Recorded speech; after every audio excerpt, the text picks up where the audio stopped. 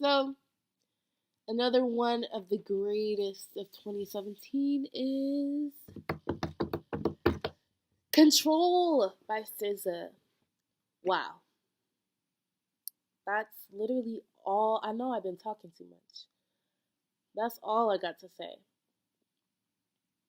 I mean, that's her album. When it dropped, that shit was on repeat.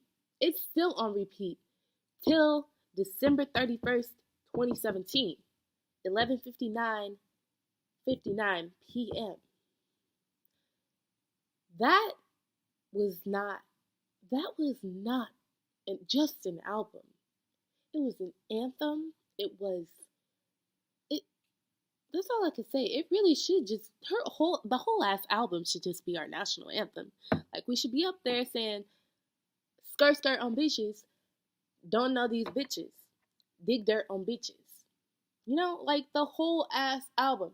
Forget International Players Anthem. We talking about fucking Drew Mary. Let me stop trying to be. Let me stop trying to be something else that I'm not. Control was an amazing album. You know, musically, lyrically, aesthetically, just the fact that like SZA said that one of her friends took this picture of her in front of all these like broken computers, and you know, is she in flip flops or whatever, white shoes, whatever. She's just sitting there in her fucking goddess like pose, the goddess that she's always been. It just seems like she's grown a lot, you know. And I was also I was like a low key fan of SZA um, before she kind of blew up. Like my friends introduced me to her, but I wasn't really feeling her music like that. Like I listened to Babylon or I saw the video for it. This was how I was first introduced to SZA. It was like my freshman year of college, and I like seen her. Yeah, I saw Babylon, and I was like, this is kind of weird and kind of slow and kind of scary. Like I thought her music was like very like like airy, indie, but not really my thing. Um, but you can tell that she's grown so much, and I'm not trying to like knock her other stuff, but this really set like who SZA is, and like it seems like this is the type of music that she's been trying to get to for so long, and this is the type of person and being that she's been trying to be for so long. You can tell once again it's about like that whole vulnerability and emotional thing going on for her.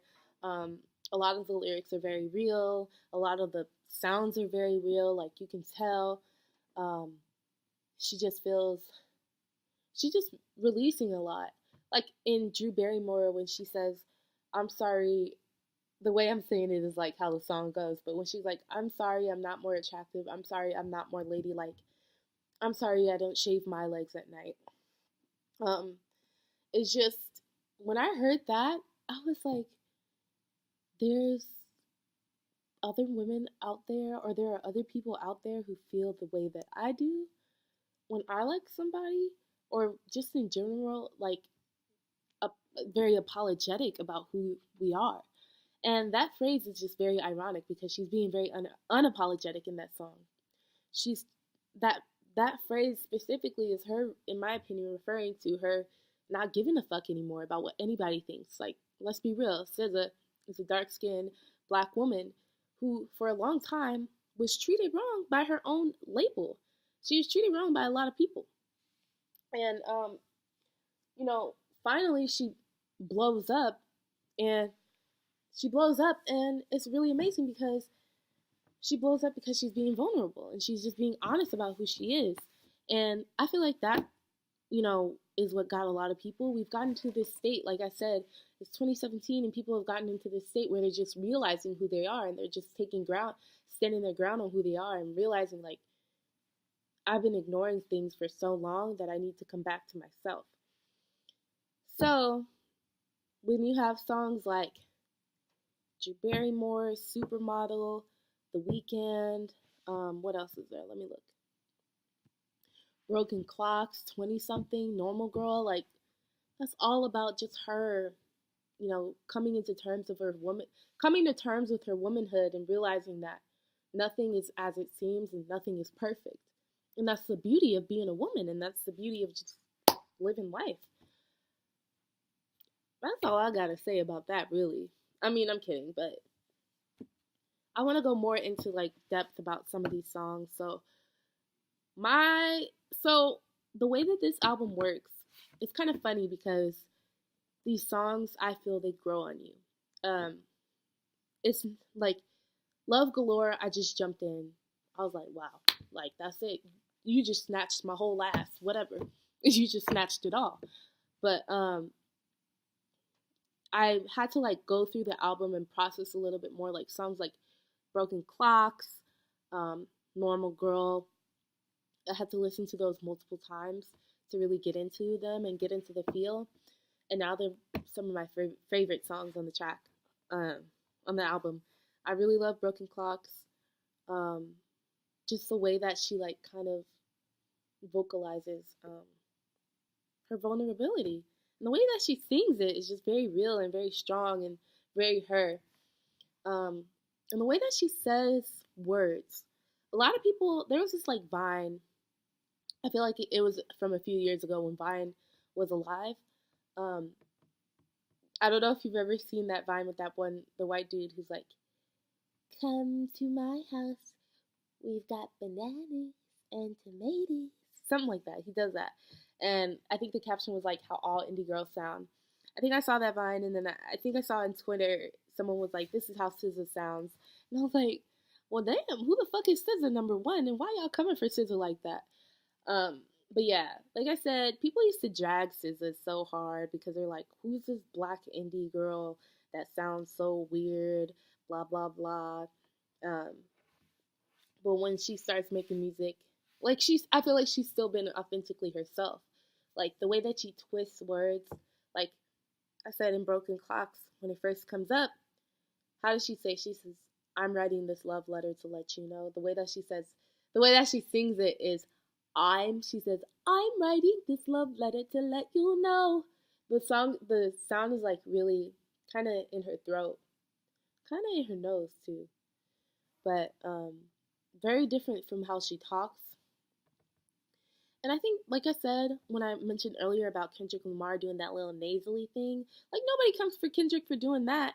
And um if SZA wants to make her voice sound different, or if she wants to do some little things, then it should be fine. Like, and I think that is fine. I think that it's really cool. And if and that's it's how she sounds when she sings. That's her being herself authentically. You can't really say much about it. Um, I also thought that maybe the way that she was saying words was because of where she was from.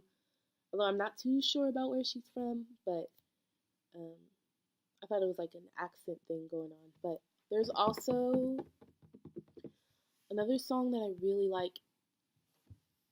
Now, bear with me when I say this.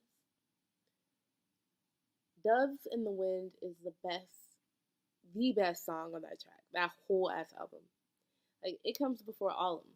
All of them. It comes before Love Galore. It comes before Broken Clocks, The Weeknd. Like, The Weeknd was my shit for a long time. Now I'm just like, eh. But, yeah. Doves in the Wind. And it's the reason why it's the best song on that album. Hear me out. is because it just, I don't know, it's so smooth. Like you can just roll a, you know what I'm talking about, and just be like, it's one of those kickback songs. And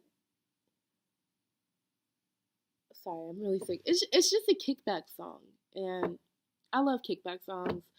I love when I can just like sit down and jive and groove. And it's not the sample is not too depressing because you know how some kickback songs can be really really depressing.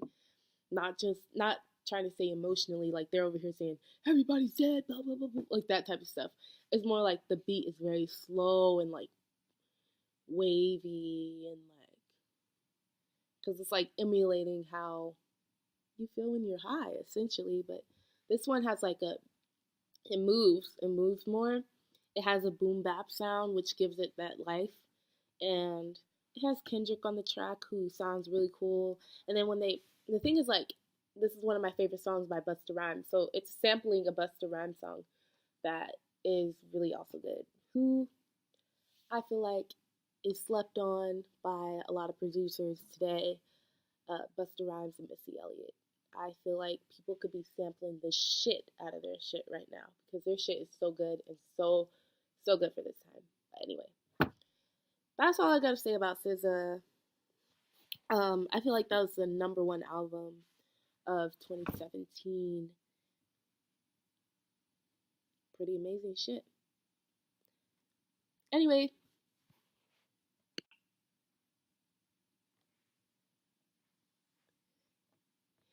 so if you like this video, give it a thumbs up. If you didn't, still give it a thumbs up. If you liked my awkward ass and my weird ass voice and my not really matching makeup and edges not really doing what they're supposed to do, give it a thumbs up. Let me know in the comments what you think. I might actually block the comments. But let me know in the comments what you think. What else? I don't know. This is my first video. I'm not really like... I'm scared, okay? I'm nervous. The internet is harsh and rude and mean and, you know... I've been on YouTube for years, like 10 years, and I've always wanted to make a video, but I've always been like... So you probably will find... Y'all are creepy, so... Internet's creepy. Y'all probably find my stuff around. I don't know. Please don't stalk me. Bye.